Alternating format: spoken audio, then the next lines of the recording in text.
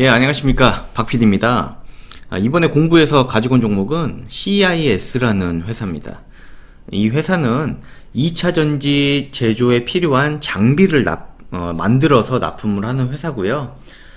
이건 작년 뉴스인데 제2공장까지 본격적으로 가동해서 올해 사상 최대 매출을 목표로 하고 있다. 이렇게 작년에 4월달에 뉴스가 나왔는데 실제로 이 사상 최대 매출을 달성했습니다. 그래서 지금 실적이 사상 최고치를 갱신을 했어요. 그래서 굉장히 좋은 모습 보여주고 있고 2차전지 시장 전망이 굉장히 좋기 때문에 또 현재 시장 주도주 중 하나이기 때문에 비전이 굉장히 좋고 앞으로 성장 가능성이 또 좋아 보여서 특별히 좀 관심 가지고 공부를 좀 해봤습니다. 이 회사는 이러한 장비들을 제조해서 매출을 올리고 있고요. 보시면은 제품별 매출 비중 확인해 봤는데요. 캘린더가 45%, 슬리터가 24%, 쿼터가 20%, 나머지 기타 부분이 11% 차지하고 있는데요. 이 세 가지 제품이 매출의 대부분을 차지하고 있고 대략 90% 차지하고 있는 걸로 나와 있고요. 캘린더, 슬리터, 쿼터가 캘린더, 슬리터, 쿼터가 되겠죠. 이런 장비들을 만들어서 국내 2차전지 메이커 크게는 이제 LG화학, 삼성 SDI, 그리고 SK이노베이션, 그리고 해외로는 파나소닉이라든지 이런 업체들로 납품을 하고 있습니다. 그러다 보니까 2차전지 시장이 굉장히 커지고 이런 메이커들의 이런 제조사들의 생산 캐파가 늘어날수록 당연히 CIS의 그 매출이 굉장히 긍정적이겠죠. 이런 부분을 좀 살펴보자면은 2차전지 업체의 증설 전망인데요. 앞으로 3년 뒤 2023년까지의 증설 전망을 지금 KTB 투자증권에서 가져왔는데요. 살펴보시면은 LG케미컬, LG화학은 2023년까지 증설이 비교적 적지만 그래도 꽤 큰 부분을 증설할 계획을 가지고 있고요. 앞으로 3년 뒤까지. 파나소닉은 2배 이상 증설할 계획을 가지고 있고 삼성 SDI는 어마어마하게 크게 증설을 할 걸로 계획을 하고 있습니다. SK이노베이션도 뭐 3배 가까이 증설할 걸로 계획을 잡고 있고요. 제가 이렇게 빨간색으로 표시를 해놓은 게 그 CIS가 장비를 납품하는 납품처예요. 주 거래처이기 때문에 이렇게 표시를 따로 해놨습니다. 이 외에도 중국 업체로도 과거에는 납품을 했었는데 사드 보복 이후에 2016년도 이후에는 중국 업체와 거래를 거의 끊은 것 같더라고요. 그 자회사도 있었는데 그 지배력도 상실하고 중국 쪽의 거래처하고도 거래가 틀어지고 대금도 못 받고 그렇기 때문에 그런 부분에 있어서 좀 손실이 발생했던 부분이 있어요. 2017년도, 18년도에. 그래서 그런 부분을 회계 처리하면서 실적이 굉장히 악화된 것처럼 보였지만 사실 뭐 악화가 맞긴 하지만 다른 거래처 그리고 2차전지 시장에 굉장히 큰 팽창 때문에 이제 실적이 다시 과거를 넘어서는 그런 좋은 모습을 보여주고 있는데요.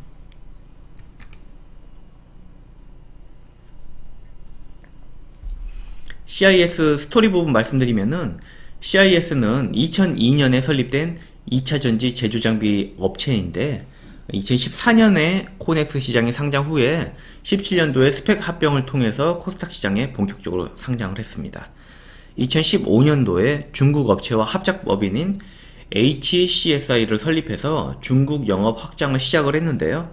2016년도에 실적 성장을 이루었지만 사드 보복으로 인해서 중국 업체의 발주 감소 그리고 대금 지불 지연으로 인해서 실적이 크게 감소를 했습니다.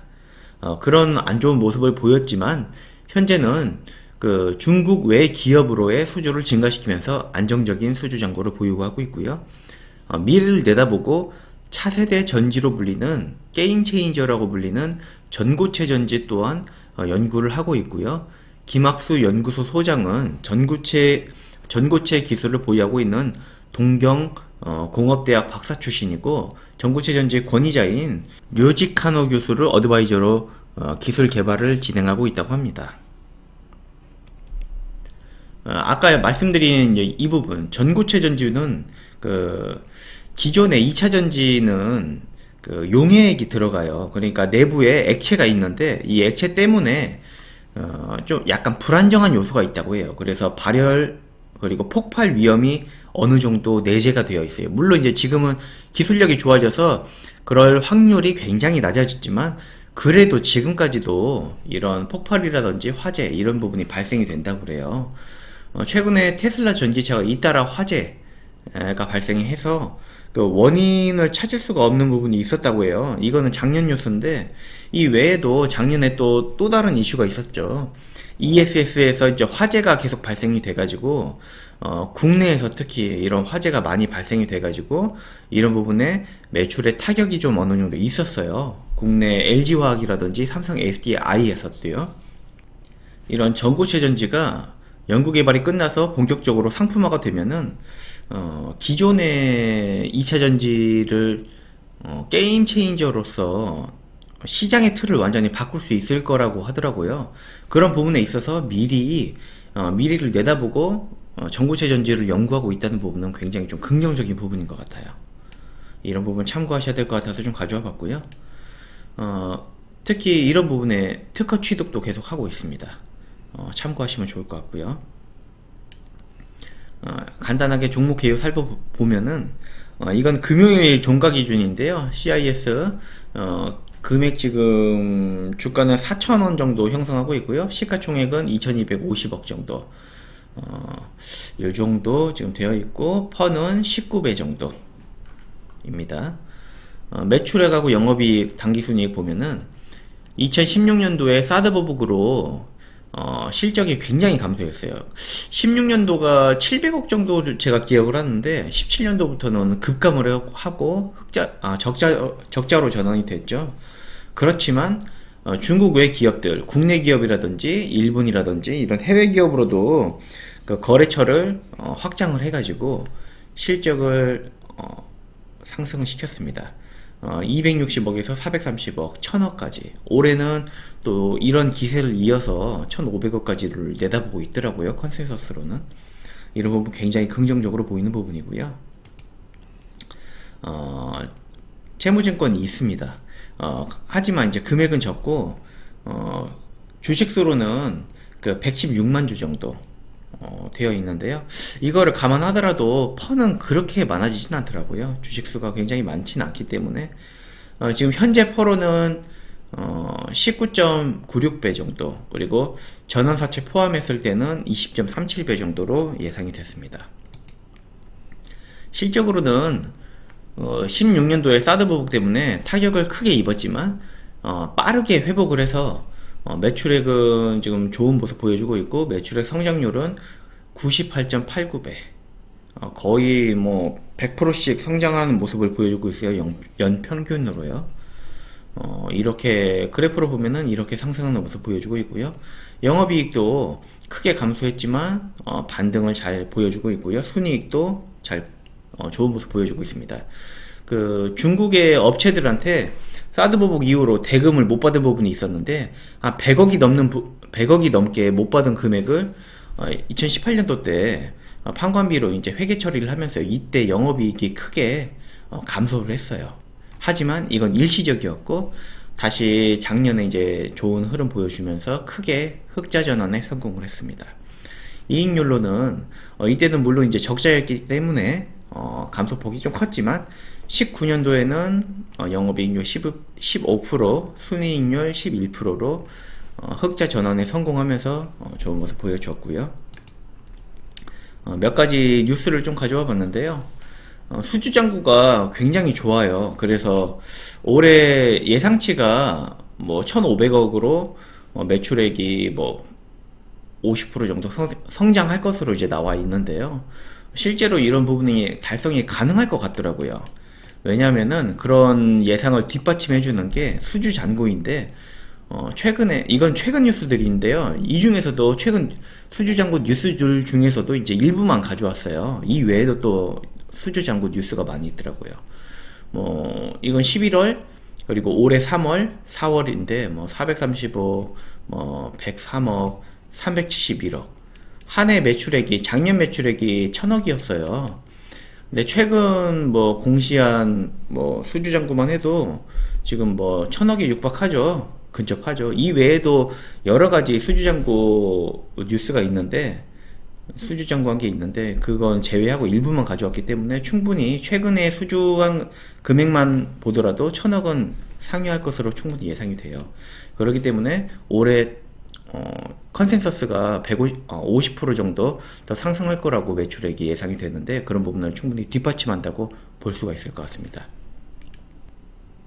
네, 그리고 사업보고서에서 생산 능력 및 생산 실적 부분 확인해 보면요. 캘린더, 슬리터, 테이프 라미네이터, 쿼터 다 작년 대비해서 다시 말씀드릴게요. 18년 대비해서 19년도는 생산 실적도 올라가고 가동률도 올라가는 모든 부분에서 다 좋은 모습 보여주고 있습니다. 물론 여기서는 이제 하단에 기타 부분이 있는데 기타 부분은 비중이 작다 보니까 좀 제외를 했고요.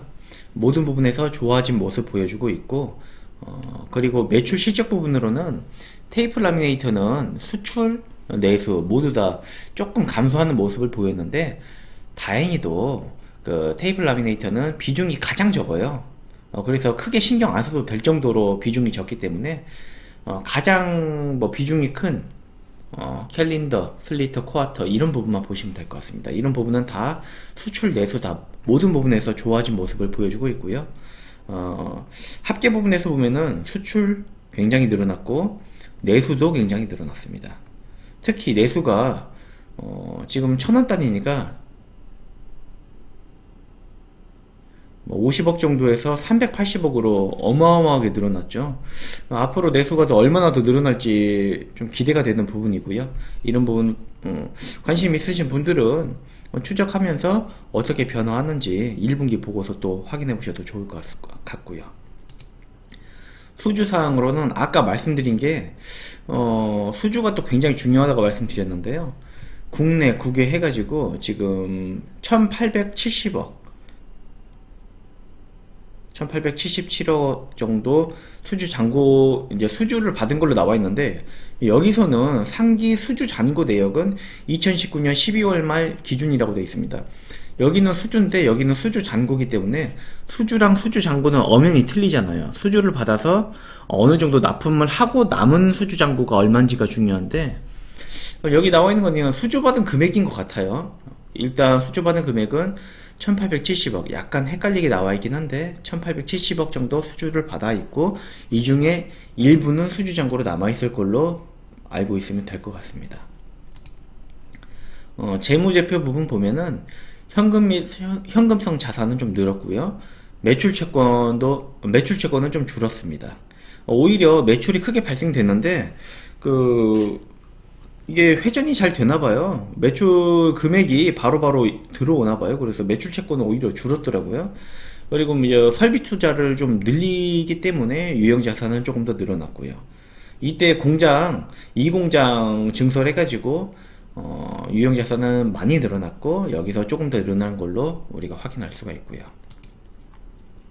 그리고 부채 부분은 뭐 늘고 줄고 하는 조금씩 변동은 있었지만 전체적으로 보면은 유동부채는 거의 동일합니다. 비유동부채도 뭐 큰 변화는 없고 많이 줄었어요. 오히려 전환사채라든지 파생상품 부채라든지 이런 부분이 좀 감소하고 이런 부분이 있기 때문에 줄었고 전체적으로 보면은 부채는 오히려 조금 더 감소했습니다. 부채 총계로 보면은 감소한 부분 우리가 좀 더 감소한 부분을 확인할 수가 있고요. 손익계산서 부분 보면은 판관비가 줄어들었어요. 이 부분은 굉장히 긍정적이라고 볼 수 있는데 왜냐하면은 아까 말씀드렸듯이 중국 업체에 거기서 발생된 손실 100억이 좀 넘는 금액을 작년에 2018년도에 회계 처리를 판관비로 잡았고 올해는 다시 말씀드릴게요. 17년도는 정상적으로 발생된 판관비이기 때문에 기저효과라고 해야 될까요? 그래서 굉장히 줄어든 것처럼 보이지만 이게 아마 정상적으로 발생된 판관비일 겁니다. 그리고 올해 종속기업 투자 손실, 지분법 손실, 관계기업 투자 손상차손 등이 있었는데요. 금액이 굉장히 미미해요. 그냥 좀 있다는 부분만 알고 가시면 될 것 같습니다. 그 외에는 특별히 재무제표에서 눈에 띄거나 우리가 좀 눈여겨봐야 될 부분은 없는 것 같아요. 재무 부분은 뭐 특별히 문제될 건 없고 괜찮은 것 같습니다. 자세한 부분 들여다보면은 그 일회성 비용 보면은 그 2019년 6월 18일에 심천지의 역덕 능원 장비, 왜 이렇게 복잡하지? 동사의 결의에 따라 동사의 구성원의 변경이 있었고 동사의 구성원의 과반수를 선임할 수 있는 능력을 상실했다. 그래서 지배력을 상실했다는 얘기고요. 그러다 보니까 종속기업에서 제외하고 이러한 영향 때문에 투자손익에서 일회성 비용으로 처리를 했고, 이 외에도 이런 영향이 있었기 때문에 일회성 비용으로 처리를 했습니다. 그렇기 때문에 올해 2020년 1분기에는 이런 일회성 비용이 더 이상 발생이 안 되고 판관비도 정상적으로 발생이 될 거기 때문에 순이익은 좀 더 개선이 될 여지가 있다, 이렇게 좀 보시면 될 것 같습니다. 하지만 뭐 일회성 비용이고 금액도 적기 때문에 크게 뭐 신경 안 쓰셔도 될 것 같고요. 오늘 공부한 CIS는 영상은 여기까지고요. 2차전지 전망이 굉장히 좋고 앞으로 얼마나 더 성장할지 기대가 되는 회사이기 때문에 관심을 가지고 공부를 좀 해봤습니다. 관심 있으신 분들은 따로 또 공부를 해보셔도 좋을 것 같아요. 왜냐하면은 지금 2차전지가 시장을 주도하고 있는 섹터 중에 하나이기 때문에 이런 시장의 주도주는 하나쯤 가지고 있으면 수익률에 굉장히 도움이 되잖아요. 공부를 해서 비교적 저평가되어 있는 2차전지 종목은 하나쯤 보유를 하는 게 어떨까 생각이 들어서 좀 관심을 가지고 좀 여러가지 종목들 공부를 하고 있는데요. 그 중에 하나 좀 가지고 와 봤습니다. 그럼 오늘 영상은 여기까지고요. 다음에 더 좋은 영상으로 찾아뵙도록 하겠습니다. 지금까지 시청해 주셔서 대단히 감사합니다.